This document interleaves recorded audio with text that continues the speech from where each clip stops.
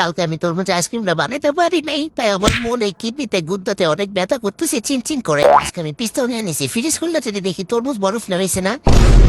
আরে শালার ব্যথা, বরফ হয়ে গেছিস। আল্লাহ, তুই যদি আজকে না বরফ হইতি না, তোরে আমি পিস্তল দিয়ে গুল্লি করে তোরে আমি উড়াই দিতাম রে।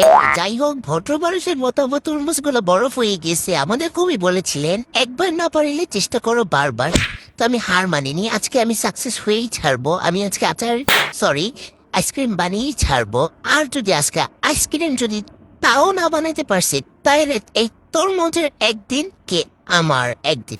অনেক সুন্দর করে বরফ হয়েছে, ভালো মতো আইসক্রিম হইস না রে, কিন্তু গুলি করে উড়াই দিব। এনিওয়েজ, দিয়ে নিলাম গ্রেডার। এটা আমি কালকে উল্টা ধরছিলাম, আজকে সোজা করে ধরবো। আর একটা আপু বলছিল নিচু করে ধরতে, আছে গ্রেড করি। আল্লাহ, এই তো হচ্ছে।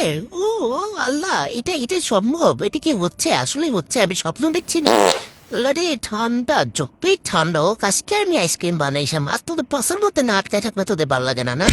যাই হোক, কত সুন্দর করে আল্লাহ আল্লাহ মনে হচ্ছে নুডলস বেরোচ্ছে। ওয়াও, কি সুন্দর লাগতেছে না? তাড়াতাড়ি আইসক্রিম নিয়ে আসি, আমি এটার উপর দিয়ে এখন আইসক্রিম দিয়ে খাবো, কারণ নাহলে আইসক্রিম ফিল আসবে না।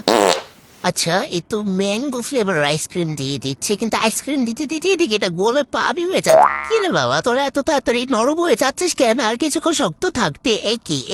কি আইসক্রিমের মধ্যে পরে 2 মিনিটে নরম হয়ে পানি হয়ে গেছে।